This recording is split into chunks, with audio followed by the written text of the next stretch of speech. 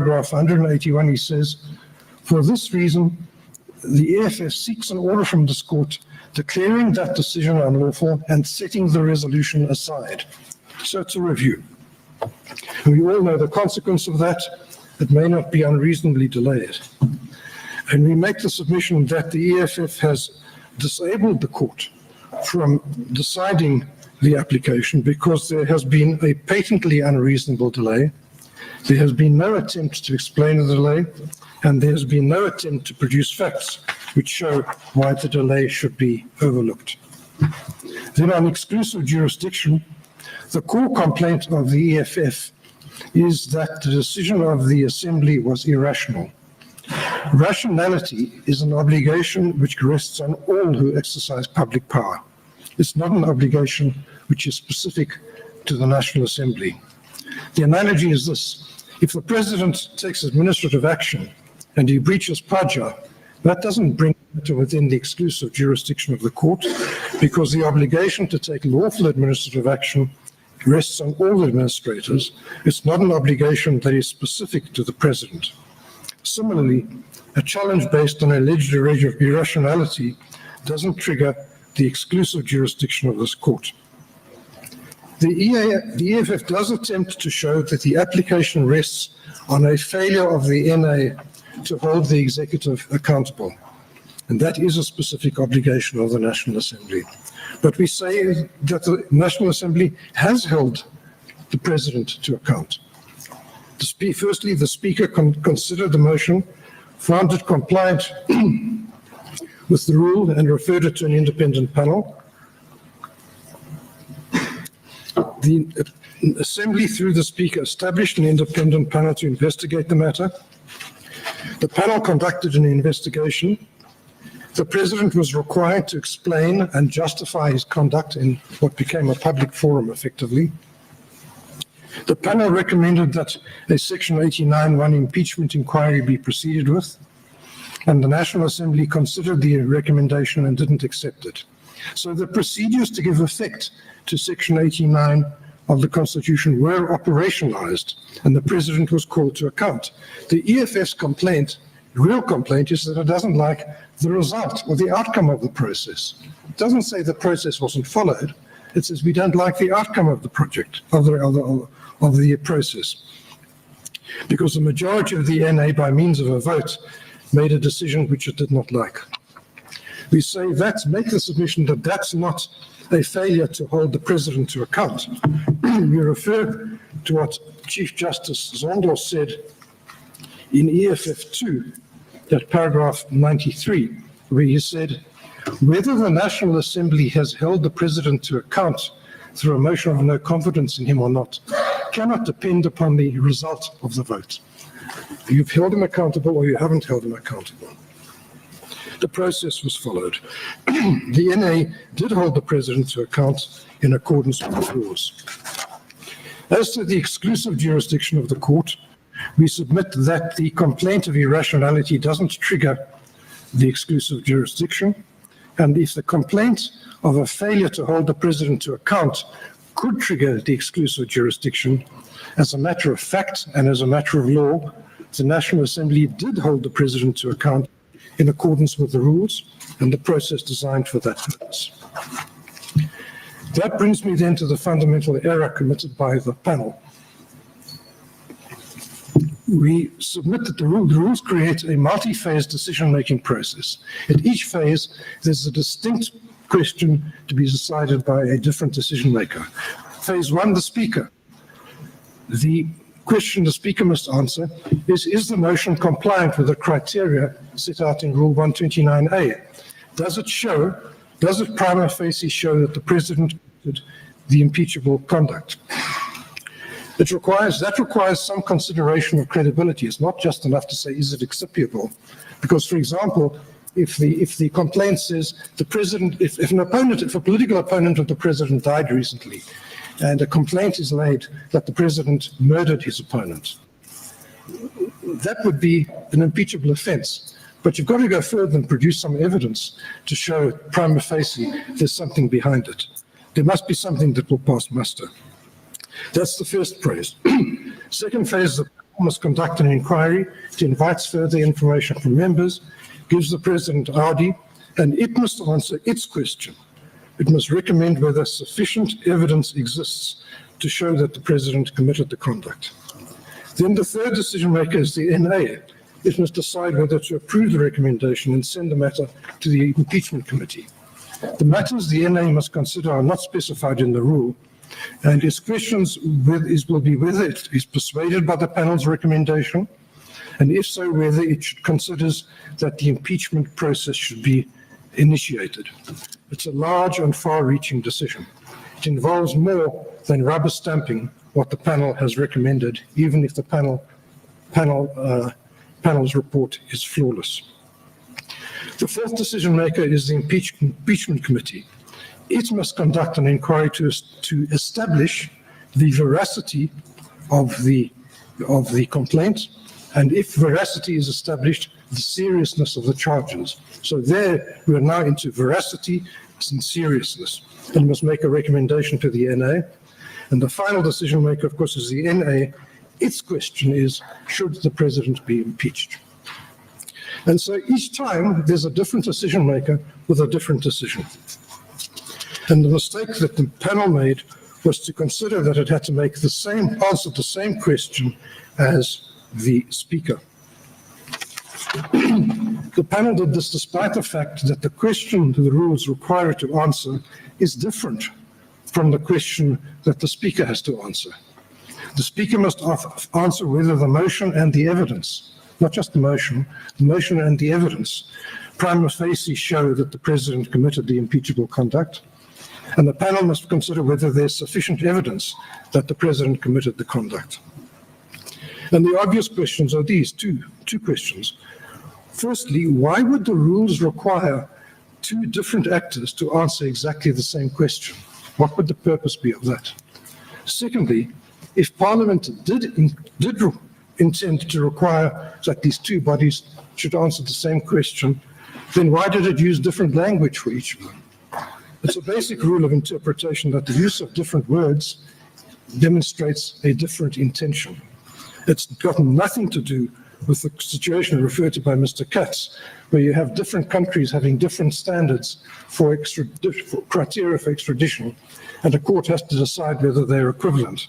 This is the use of different words in the same statutory instrument, the rules. And it's right that a court will hold that this difference signifies a different intention.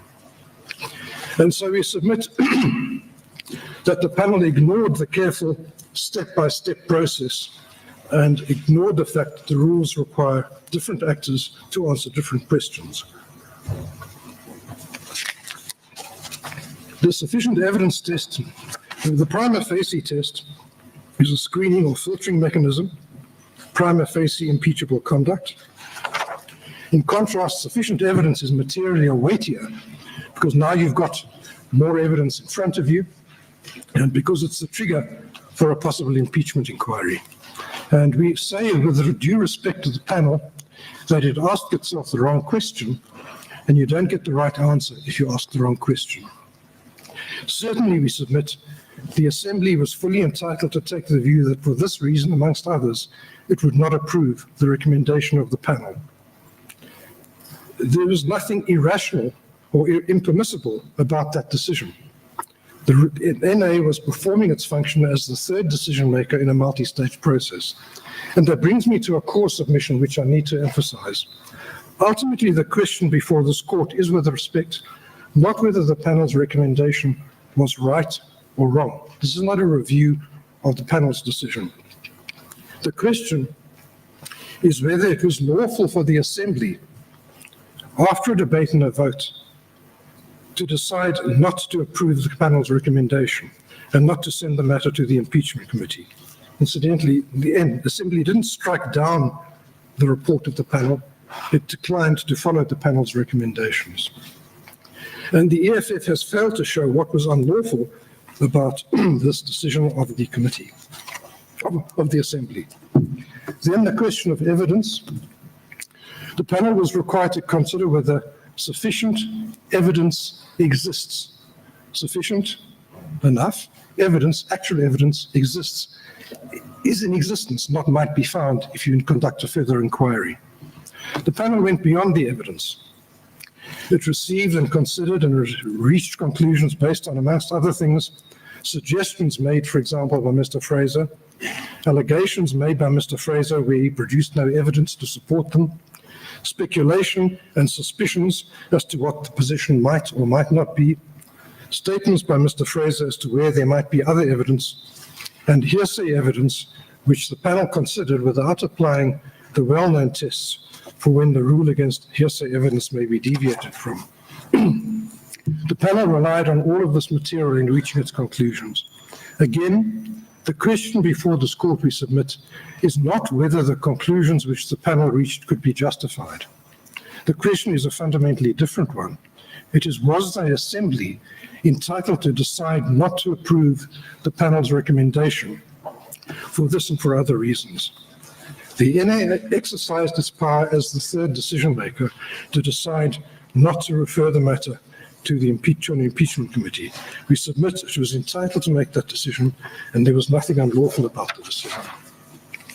Then fourthly, bad faith. The prohibited conduct requires dolus. It is deliberate conduct by the president himself in bad faith. Again, in this context, we submit it's important to get the question right.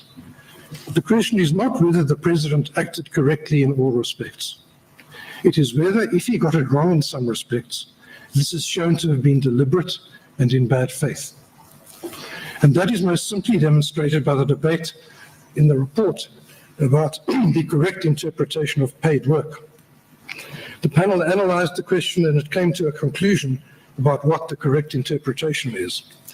But even if one assumes for the sake of argument that its interpretation is the correct one, that doesn't answer the question whether the president deliberately and in bad faith adopted a wrong interpretation of the term paid work.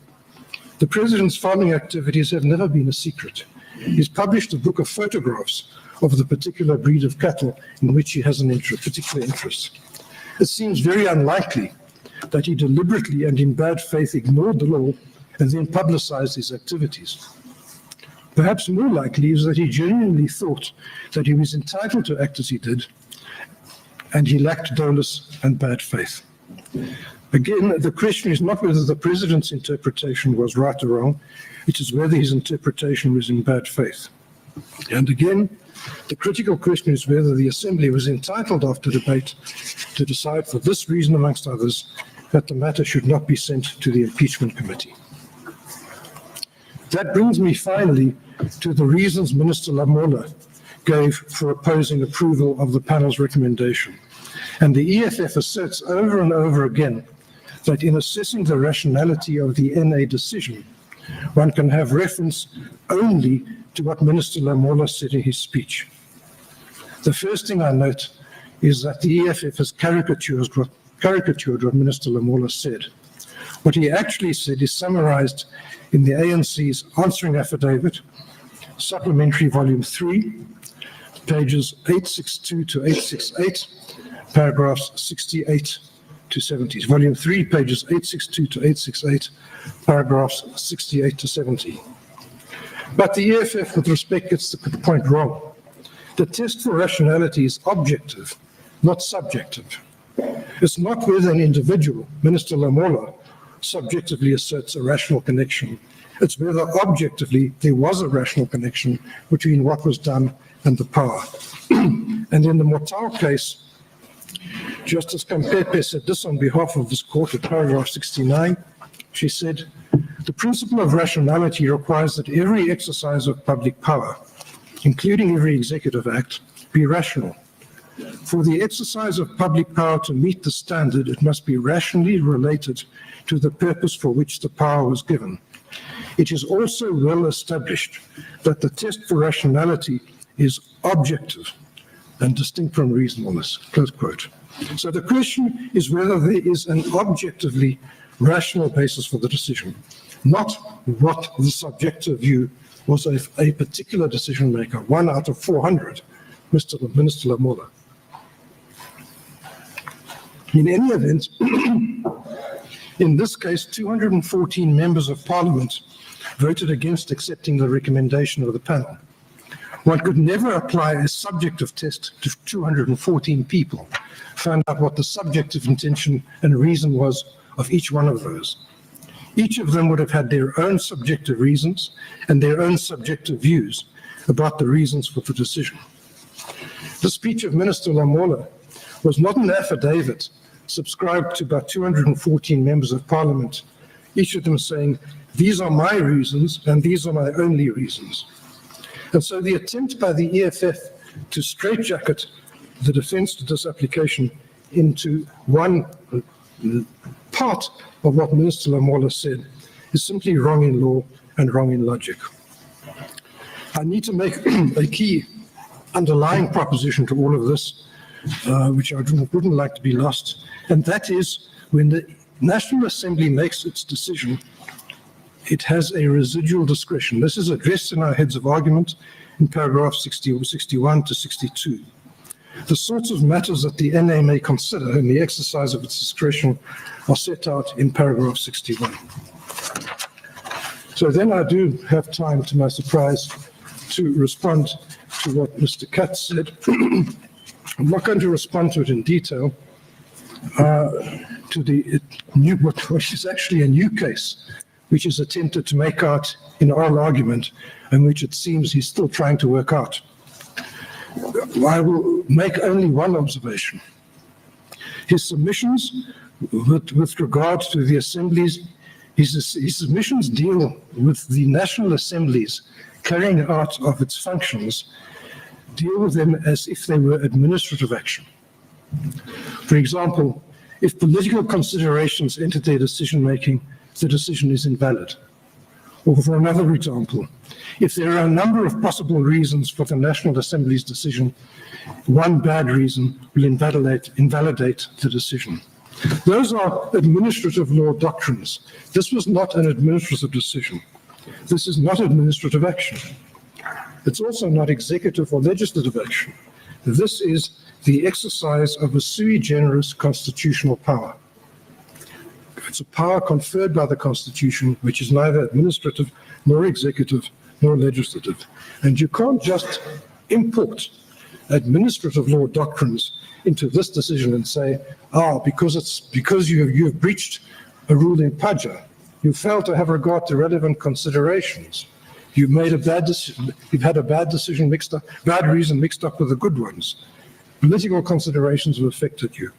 We say this is administrative action, and it's not administrative action. It is a sui generis power, constitutional power. And then I need to deal briefly with this bogey that is raised of politicians making the decisions. The National Assembly consists of politicians, only politicians. The Constitution says that the politicians, these politicians, must decide on impeachment. The Constitution makers knew, as we all know, that they were conferring this power on politicians, not on judges or courts. They knew, as we all know, that when politicians make decisions, inevitably political considerations do weigh on those decisions. They are normal human beings. Political considerations weigh on decisions like impeachment, certainly, just like they weigh on a number of other things that they have to do. And they know that inevitably, we see it all over the world, impeachment has a political dimension. And that is why it is appropriate for the National Assembly and not the courts to decide whether the president should be impeached. And that is why the constitution makers made that choice. They conferred the power on the National Assembly, a body composed of politicians. Now, there's a fine line to be drawn here. On the one hand, we know, and this court has told us, that if the politicians simply act on the dictates of their party leaders without applying their minds to their constitutional obligations, then they're not acting lawfully. We know if it can be shown that all that is happening is they're saying, what does the party say? Well, that's what I have to do, full stop. We know that that would be impermissible. But we also know at the other end of the spectrum that it is impossible when you're deciding on impeachment and when politicians are deciding on impeachment for political considerations not to carry some weight. And the power is conferred by the Constitution on the politicians. Now, where that dividing line comes is a very difficult one to find. And it does come, one's assisted with it, Justice Tomei, if there's some criteria, I accept that. But the criteria are terribly difficult to define because you're at high risk, and the court is with respect at high risk of being overly prescriptive and then prescribing doing things which are really the job of the Assembly under the Constitution, but on the other hand being so vague that no one knows what's intended and how to do it. And it's with respect, a very difficult question as to how one would draw that line.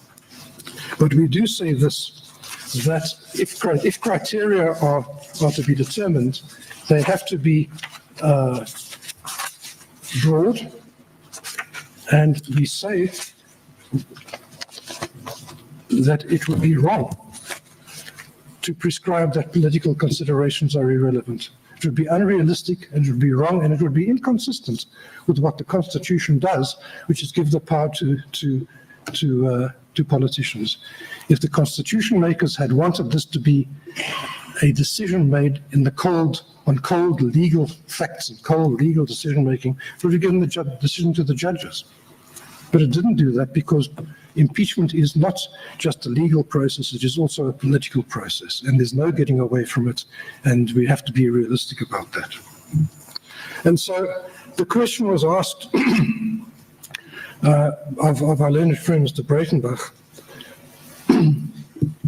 Well, let me put it this way. So what does the Assembly have to do when it considers the report of the panel? We say the question will be whether it's persuaded by the panel's recommendation. If so, whether it considers that impeachment process should be initiated. It's more than rubber stamping what the panel has recommended, even if the panel's recommendations and report are brilliant and unimpeachable and impeccable. Because if it was rubber stamping, then there would be no point in requiring a decision by the National Assembly. You could just give that power to the panel.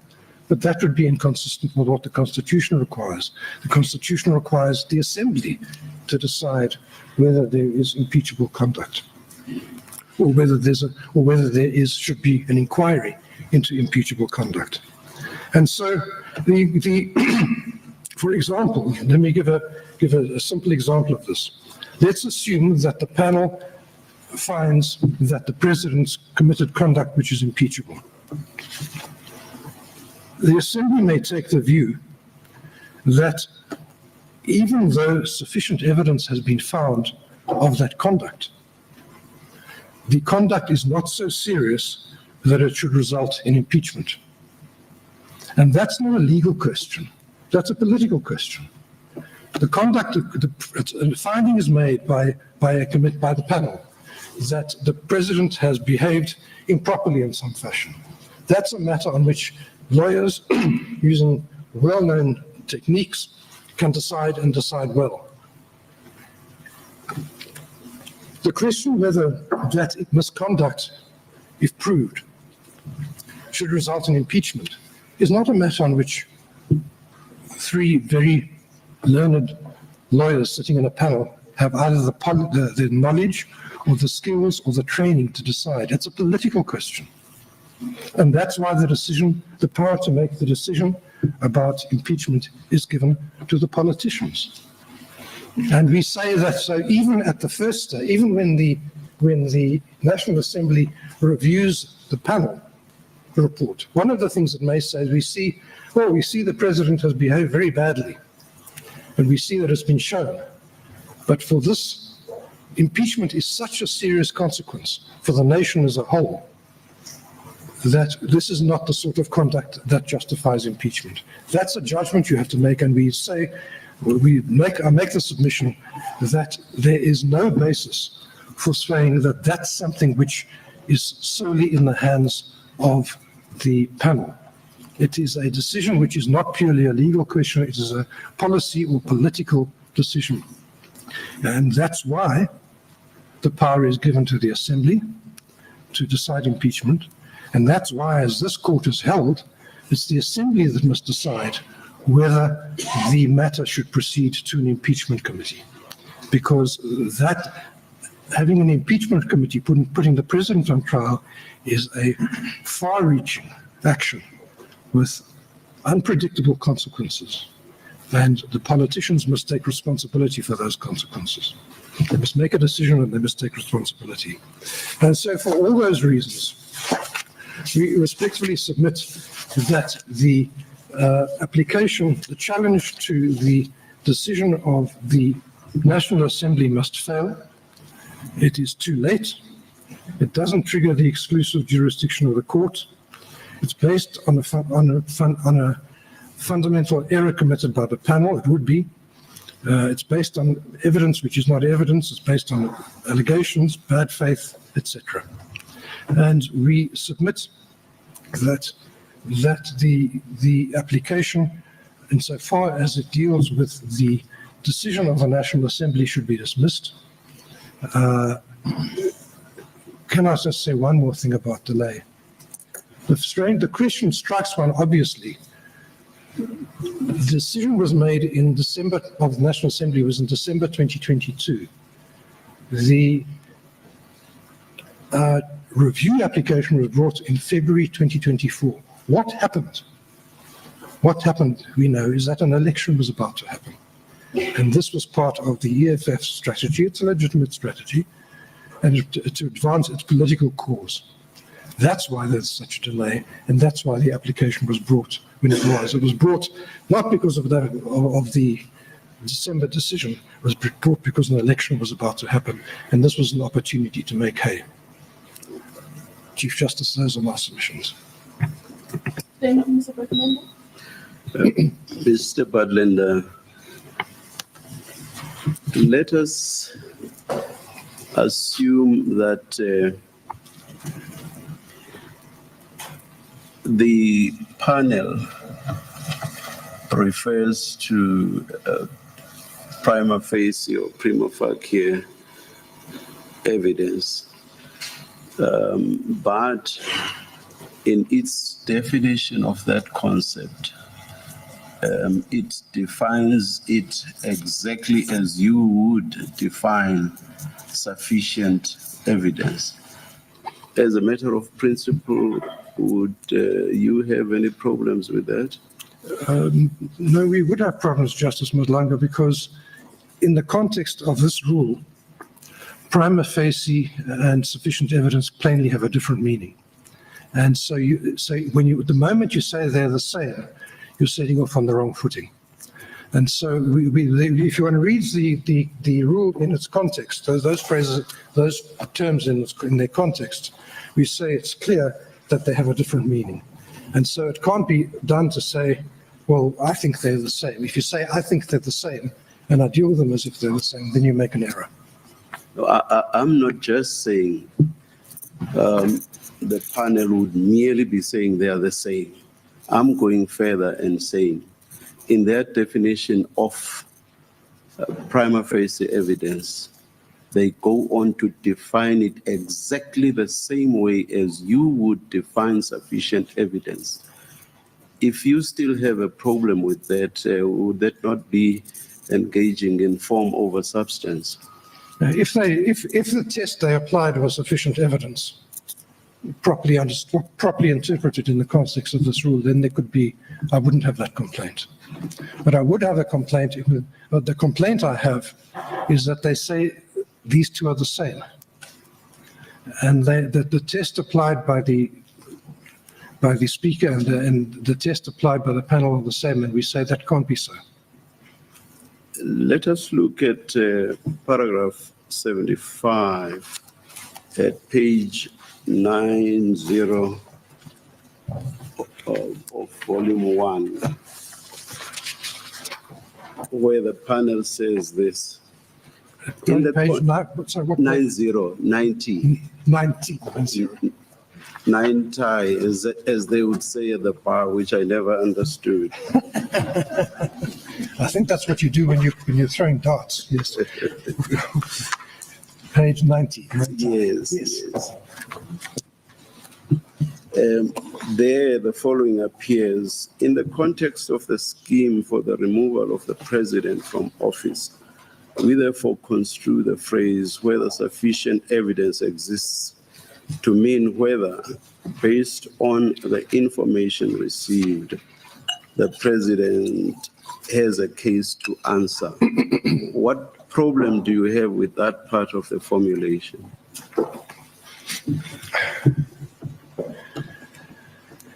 The problem is the next sentence. Put differently, we construe the phrase to require the panel to determine whether there's a prima facie case against the president. That's not correct. That's not what the phrase requires the panel to do. It requires a weightier decision because we've had a prima facie case. Now the other members of parliament have been invited to put in evidence. The president has been invited to respond. There's a high-level panel required. It's given a month to try and do the job. It's a higher range activity than what the speaker is doing. I'm sure you would agree, though, that what the panel says should be read cumulatively. Not so. Everything that it says in this context should be read cumulatively. Of course, it's something else altogether. Whether you will then agree that even if read cumulatively, their reading of the rule is correct. But you agree that it should be read cumulatively nonetheless.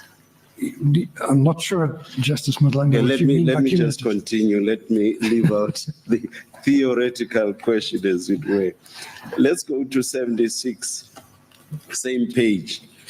We think the purpose in interposing the panel in the scheme of the impeachment process and entrusting it with the power to conduct a preliminary inquiry into the motion was intended to ensure that the president is not required to undergo a full-scale Section 89 impeachment inquiry in circumstances where the president has no case to answer.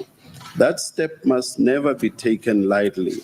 It is a momentous act justified, and I emphasize what follows, only when sufficient evidence, your preferred phrasing, of course it's in the rule, not just yours. Yes. Only when sufficient evidence exists to show that the president has a case to answer for his conduct, and I stop my emphasis. The panel, therefore, functions as a filter to ensure that only a motion which establishes prima facie that the president has a case to answer is considered by the impeachment committee. Why does a cumulative reading of all that the panel says, why does this not satisfy what the rule provides for?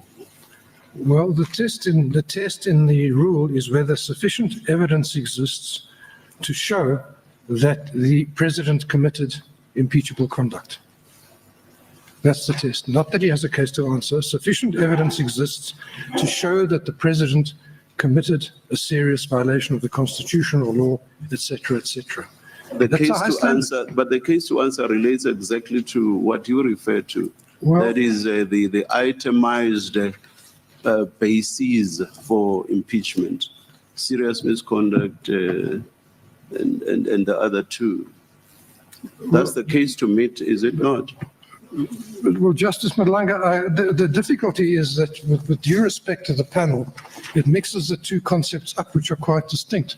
Read the last sentence of paragraph 76.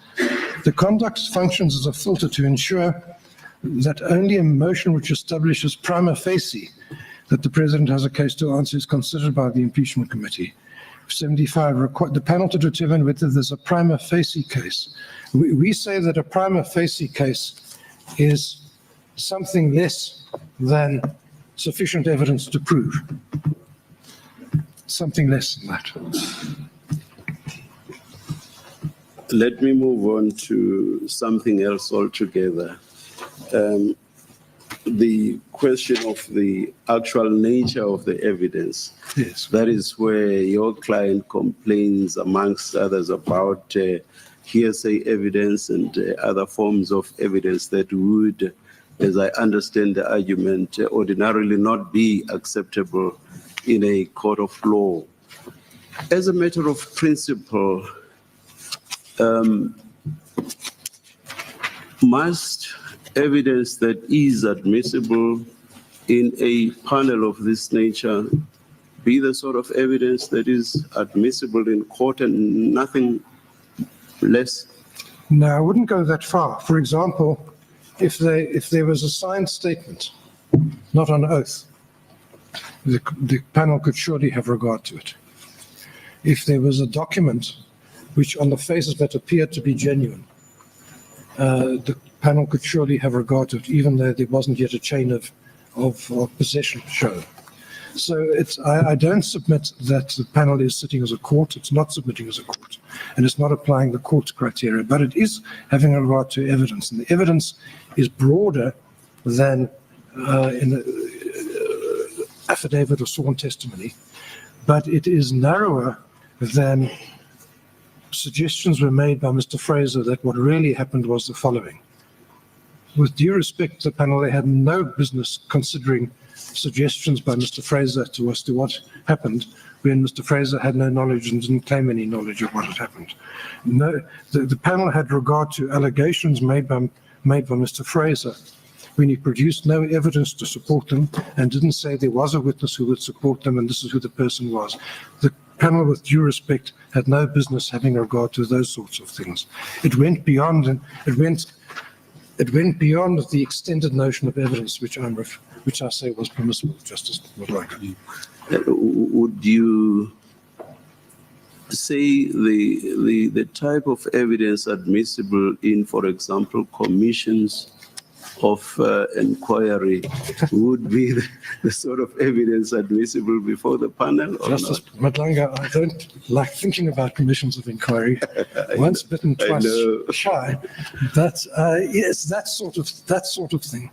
Would be admissible. I would think so. I mean, I wouldn't like to tie myself to that precise definition because the courts have sometimes gone very far. The commissions of inquiry have regard to hearsay evidence very cheerfully. Yes, I don't. That was exactly my next point. I don't think a panel deciding whether there's evidence, Yes, sufficient evidence, can permissibly have regard to hearsay. I submit they could. I will make the point regardless. With regard to the nature of evidence in commissions of inquiry, this is what Jafta AJP, who later became our colleague here, said in the matter of Bongoza, Bongoza. I seem to remember counsel quoting that case. I'm very sorry. In that matter, here's what Justice Jafta says, relying on a submission by counsel, and this is paragraph 17 of the judgment, which says it was entitled to adopt its own procedure, that is a commission, including the receipt of evidence or information relevant to the issues before it. In fact, he contended further that the commission was responsible for collecting evidence and obtaining statements from witnesses. It could consider information of any nature, including hearsay evidence, newspaper reports, or submissions made without sworn evidence. For these submissions, counsel relied on Bell versus Van Rensbeck, S versus Mulder, S versus Sparks, and so on. Yes. And then in the paragraph that follows, Jafta AJP, having accepted the submissions, goes on to further strengthen the point himself. Yes. Why would that not apply to a panel of this nature? I submit that the term sufficient evidence needs to be interpreted in the light of the context of the rule and what the rule is doing. The rule is about a possible impeachment trial of the president. And it's not like a commission philosophizing about its theory of the world. Some of them do that as well. It's a panel established effectively under the Constitution to consider the most serious matter, or a most serious matter. And I submit that the bar is set fairly high. It doesn't go so far as saying evidence admissible in a court. And a newspaper report, for example, something has been reported, you may be able to rely on it, I don't know.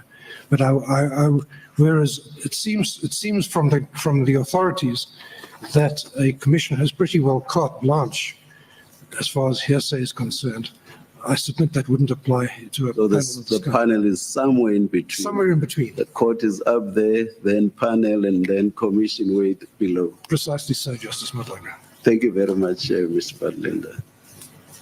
Mr. Padlender, just on exclusive jurisdiction, you have submitted that we don't have that jurisdiction.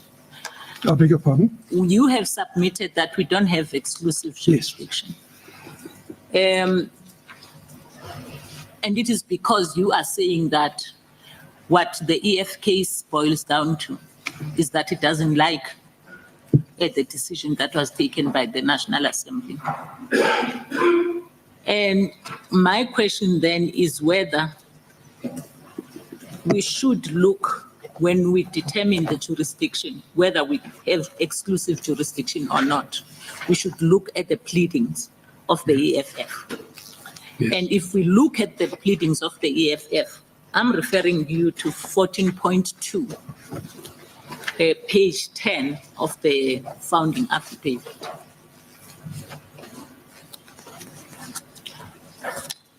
Yes. 14.2 says that, in essence, the National Assembly has failed to properly consider the content of the report.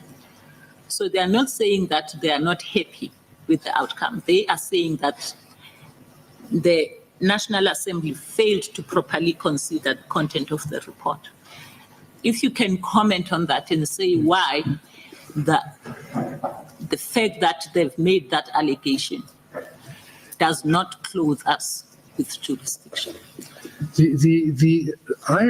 Justice Chiki, I read that phrase as being a sort of administrative law ground, failure to have regard to relevant considerations, failed to properly consider the content of the report by effectively setting aside the panel's conclusions without establishing a factual or legal basis upon which to do so. That reads to me like a review challenge, that you made a decision without a legal or factual basis to do so. But I do accept that if the complaint is that you failed to hold the president to account, that triggers the exclusive jurisdiction, because it is the specific obligation of the assembly to hold the president to account. We say that they did in fact hold him to account, but that's another question. But I don't, with respect, read this as making an allegation which falls within the exclusive jurisdiction of the court. It's not the exclusive jurisdiction of the court to decide whether bodies failed to do something without establishing a factual or legal basis upon which to do so. That doesn't fall within the exclusive jurisdiction of the court. Every day, cases are brought in the High Court in which the applicant's complaint is that the respondent failed properly to consider a report, didn't have a factual or legal basis on which to do what it did. That doesn't trigger the exclusive jurisdiction of the court. And if the complaint is that a president failed to properly consider a matter and didn't establish a factual or legal basis, that wouldn't trigger the exclusive jurisdiction of the court. It's only when the matter relates to a function which is specifically allocated to that decision maker, the Assembly or the President. That's what the jurisdiction of the court says, as I understand it. I'm asking this question because we know that that report, which the EFF alleges was not considered by the National Assembly, dealt with the impeachment of the president. And this is why I then, struggle with finding that. And on your submission, this does not revolve around the issue of the president. If it was formulated like this, then it might trigger the exclusive jurisdiction. If the complaint was that the National Assembly did not hold the president to account because it failed to properly consider the content of the report, then that might trigger the exclusive jurisdiction. This is more narrowly and described. If the complaint must relate to a specific constitutional obligation of the Assembly, then this is not a specific constitutional obligation of the Assembly. Perhaps then it's because I'm looking at it holistically, because I'm looking at the fact that the real complaint is that as a result of them not considering the report, they failed to hold the president into account. Yes. And this is why I then thought that then we have exclusive jurisdiction, because the real complaint is that had you considered the report, you would have held the president. Yes, I understand that, Justice Chiki. I understand with respect to the point that you're making. And if it is formulated that way, then it may trigger the exclusive jurisdiction. But as you say, we have to have regard to the pleadings as they stand, and the pleadings as they stand don't make that case. They make a different case, which is that the Assembly failed to hold the president to account. They make that elsewhere in their founding affidavit. That triggers your jurisdiction. But the fact that the allegation that the National Assembly didn't properly consider the matter before it doesn't trigger, I submit, the exclusive jurisdiction of this court. Mr. Butler, we've heard wide and varied submissions, quite critical of the panel, both during oral argument this morning, and one can find much more evidence of that in your client's affidavit. And most of it, there's a basis for it.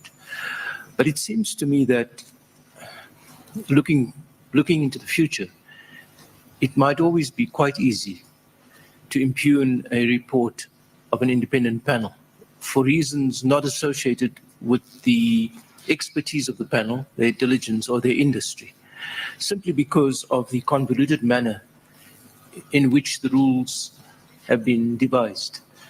So what the rule says is that the panel must conclude that there's sufficient evidence to show that the president has committed a serious misconduct, a serious violation of the law, etc. But then, having charged the panel with producing a report that contains sufficient evidence, it then restricts the panel considerably, because what the panel will receive only is information. Only information from members. It may not conduct an oral hearing, and it's limited to the written and recorded information placed before it. So it can't undertake what is criticized for not doing, which is the proper evaluation of this information and to convert that information to evidence. Because ultimately, it cannot rely only on information. That information has to be elevated to evidence. And that would require some verification of that information.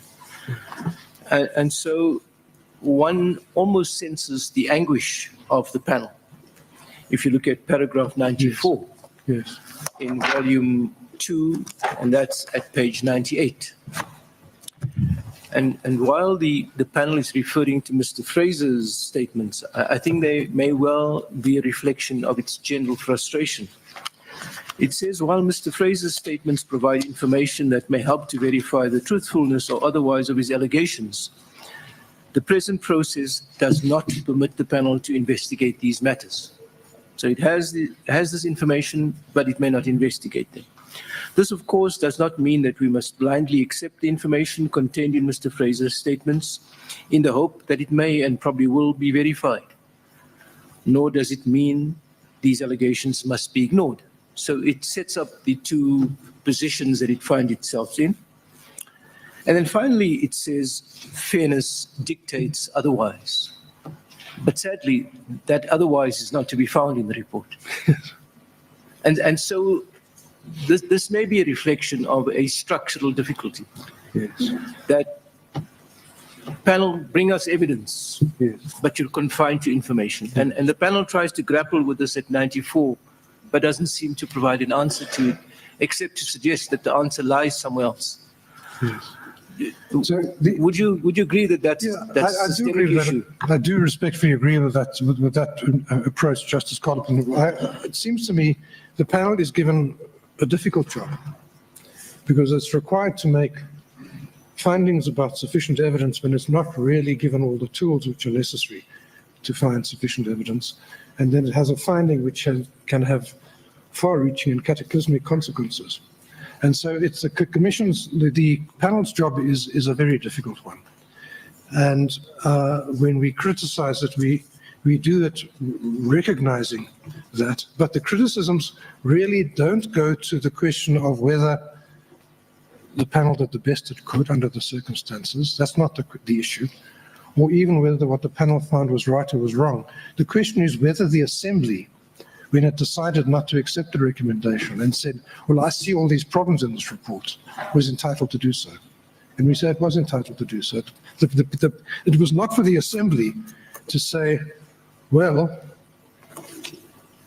the panel's job was a very difficult one, so I will overlook the many criticisms you could make of its report. That's not what the Assembly was required to do. The Assembly is making a decision about whether the President will go on trial. And it has to say to itself, is there a basis for that, a sufficient basis for that?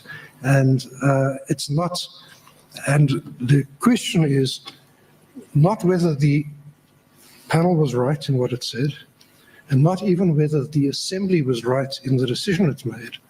It's whether it was a decision that the Assembly was entitled to make. It had to exercise a judgment, a discretion. Did the decision it make fall within the reasonable range of what an Assembly could do? And we say yes, because there were these criticisms. Not a question of blame and pointing fingers. It's just there's a reality. The panel has to deal with the reality that the structure's awkward. The Assembly has to deal with the reality that there are problems with the report as a consequence. And it's entitled to say, well, I'm afraid this is not enough.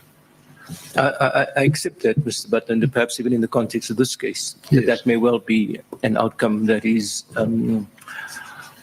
almost unavoidable, perhaps. Yes.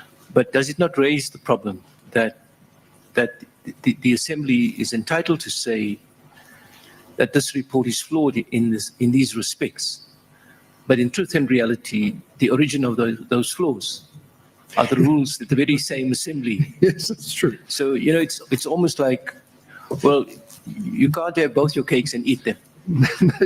But what is your suggestion in terms of addressing that? Because you'll never have an impeachment. I mean, I might be just generalizing.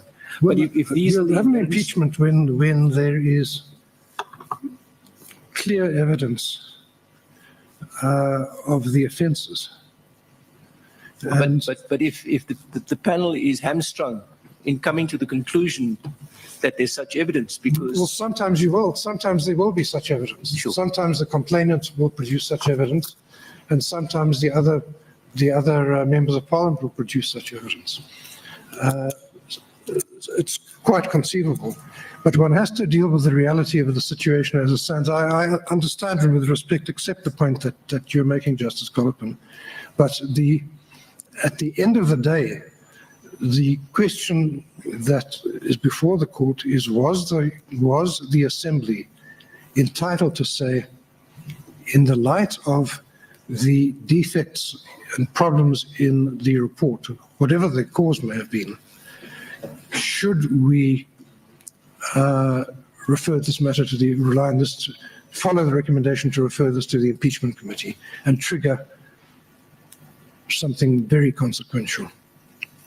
And our curiosity should not extend beyond that. That is so, Justice. Well, we can be curious, but we can't all answer all questions, Justice Coleman. Thank you, Mr. Button. Just one follow-up question, if I may. So Button, you said yes, there might be an impeachment if there's clear evidence. My question is, clear evidence determined by whom? By the panel. Sorry? By the panel. Well, first by the panel and then by the impeachment committee. But if the panel has before it clear evidence of an impeachable offence, then there will be a referral to the impeachment committee, or there should be. Is that the test? No, I'm speaking colloquially about clear evidence, sufficient evidence. So what if the panel says there is sufficient evidence? Should an impeachment, should it be referred to the impeachment committee? No, the assembly has to exercise its own judgment. It has to say, are there problems with this conclusion which the panel has reached? See, And secondly, I'm just sorry to interrupt you. I'm just following up on the answer that you gave to Justice Colopin. Yes. Justice Colopin said that if that is the situation, there might never be an impeachment. And I just wanted to interrogate that because it seems to me there's merit in what he is saying. If we get your answer was yes, there may be, it might be referred to the impeachment committee when there's clear evidence. Now, who determines when there's clear evidence? Isn't that the nub of the problem that we're facing in this matter? the panel makes a finding as to whether there's clear evidence, to use the colloquialism, and the assembly must consider whether it's satisfied with that. It has to apply to minds. So- It's not a rubber stamp. So your answer to Justice Colopin should be adjusted. Even where there might be clear evidence, Yes. in the opinion of the nationalist, of the report or of the panel, in terms of these rules, doesn't follow when there is clear evidence that there will always be referral to that the is so. impeachment committee. And that is And because isn't that the difficulty with the rules? that is the difficulty with the rules, but that's the difficulty with placing in the hands of the assembly the decision whether there should be an impeachment inquiry. And that's why this court must exercise an oversight function to determine whether the rules that are in place comply with what this court said in EFF2 must be done. Certainly, the court should consider whether the rules comply with what's in EFF2.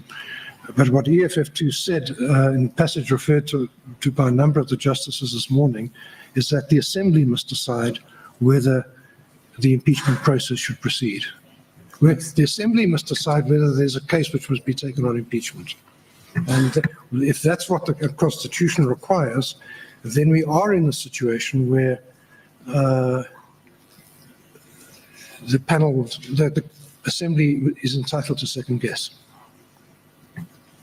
And is it the submission of the party that you represent that the assembly should have an unfettered discretion in that regard? Justice John, I don't have an instruction on that. I have my own opinions, but I don't think they'll be helpful to you. I don't have an instruction on that. Thank you, Mr. Butler. Thank you, Chief Justice. Mr. Butler, just two questions. Firstly, assuming we were to find that on a fair reading, the panel's report addressed itself to the right question and found that there was sufficient evidence of impeachable conduct. Yes. But assume also that the MPs who voted to not adopt the report did so in the genuine but mistaken belief that the independent panel had not addressed the right question. Would it follow that the vote was irrational? You've told us that rationality is an objective test. So if a vote is based on the view that the panel has not addressed the legally relevant question whereas it has, does it follow as a matter of course that the vote is irrational? I'd like to think about that, Justice Rogers. If I can take it step by step, the Assembly, positing the Assembly forms the view that the state of affairs exists, but actually it's wrong. And is its decision then irrational? Yes. If you wish to think about it and come, and if the Chief Justice gives you an opportunity, unless you wish to answer it now. I'd like to think about that, Justice Rogers. My second question is this. Assuming the majority of the MPs in the National Assembly believed that the panel had addressed the wrong question, and assuming for the moment that perhaps the panel had got the test wrong, is it the right way for Parliament to proceed simply to reject the report?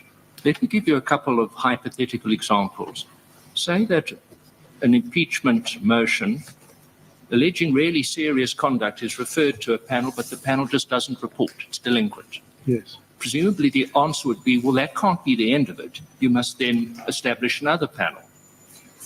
Here's another hypothetical example. There are 4 charges against the President that are referred to the panel, as they were here, but the panel only brings out a report on 2 of them.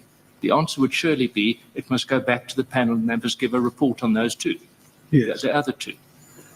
In this case, if the MPs thought that the panel had applied a lower standard of prima facie evidence, assuming that in the context of the report that was truly a lower standard than sufficient evidence, isn't the answer that the panel must then be required to answer the question, do they find that there was sufficient evidence?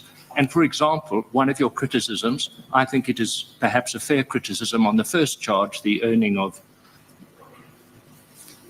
assuming that one knows what the panel thinks on the interpretation, it takes a wide view that it includes being in a business where you are taking some decisions every now and again. Tell us why you think that rises to the level of seriousness. Speaking for myself, I quite understand the panel's thinking on charges 2 to 4. But say on that one, they say, send it back because you haven't addressed the question of seriousness. Why was it legitimate for Parliament simply to put an end to this because the panel had apparently not asked the right question? Now, I appreciate perhaps that's not the way the relief has been framed. Yes. It's not the way the case has been advanced, but we may need to consider what happens in this type of situation, whether it's in this specific case or the future. It seems to me completely contrary to the notion of holding the President to the account that the panel's report becomes a game of forfeits, that if you can trawl through the report and find something where it's misdirected itself, that's the end of it. Yes. I accept that, Justice Rogers. As you say, this, of course, is not the case that was brought and the case we've come here to answer. The case we've come to answer is a case that says the decision of the Assembly was irrational. If the case had been brought saying you should refer back, ask the panel to have another shot, answer the following questions, give us the following information, that would be a very different case, and one would have to think about the facts quite carefully. But and perhaps it would be helpful in relation to future matters if the court were to indicate that the consideration by the Assembly doesn't have to be an all or nothing business. It's not either in or out. You can refer back, engage almost in a dialogue with the panel. It would be helpful to say that, and that might facilitate the resolution of future disputes about impeachment. But it doesn't arise in this case, because that's not the case which we were brought here to meet. All right, we'll take a 10-minute comfort break until 4:30, and that will give you time to mull over. To try and find an his answer first to question. Justice Rogers in 10 minutes. That's Yeah. very optimistic. Sorry, what did I say?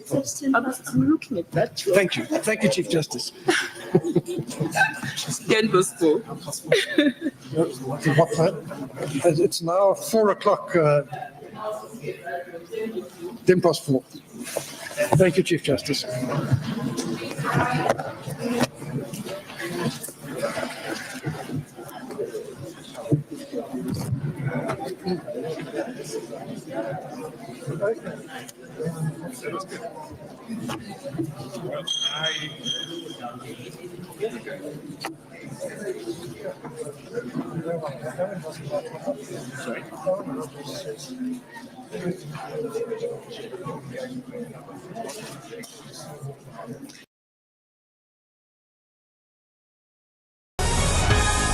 This is Pulse of the Week, where every story matters.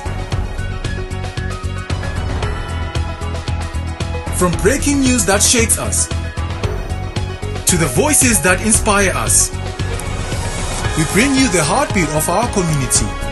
News that have impact, stories that spark conversations, and moments that define us. Tune in and stay ahead with the news that is not just covered, but it's captured. This is your voice, your news, your pulse.